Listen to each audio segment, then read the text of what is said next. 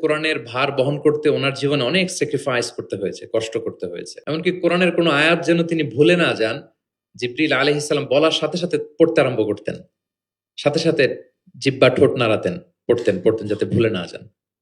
আল্লাহ তাআলা বললেন যে নবী, এতে আপনার কষ্ট হয়ে যাচ্ছে, আপনি কোরআনকে তড়িঘড়ি করে আয়ত্ত করবার জন্য আপনার জিহ্বাকে এত আন্দোলিত করবেন না। লা তুহাররিক বিহি লিসানাকা লিতা'জালা বিহি ইন্না আলাইনা জামাআহু ওয়া কুরআনা।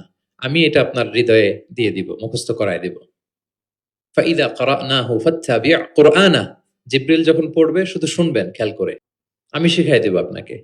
সুম্মা ইন্না আলাইনা বায়ানা, এরপর এটার ব্যাখ্যা বিশ্লেষণ সব আল্লাহ আমি শিখিয়ে দেব। জিবরিল আলাইহিস সালাম আসার সাথে সাথে রাসূল সাল্লাল্লাহু আলাইহি ওয়াসাল্লাম উদ্গ্রীব হয়ে যেতেন, সাথে সাথে পড়তে আরম্ভ করতেন। মানে উনি যে একটু দিবে ওই সুযোগটাও দিতেন না, মানে তাড়াতাড়ি পড়তেন, আরো পড়তেন দ্রুত। আল্লাহ তাআলা বলেন যে নবী, আপনি অস্থির হবেন না, উদ্গ্রীব হবেন না, বরং আমি আপনাকে শিখাই দেব। সানুকরিউকা ফালা তানসা, আমি আপনাকে শিখাই দেব, আপনি আর ভুলবেন না। এরপর থেকে রাসূল সাল্লাল্লাহু আলাইহি ওয়াসাল্লাম আর পেরেশান হতেন না, শুধু খেয়াল করে শুনতেন। আর জিবরিল আলাইহিস সালাম চলে যাওয়ার সাথে সাথে আল্লাহ তাআলা অটোমেটিক্যালি মুখস্থ করায় দিতেন রাসূল সাল্লাল্লাহু আলাইহি ওয়াসাল্লামকে।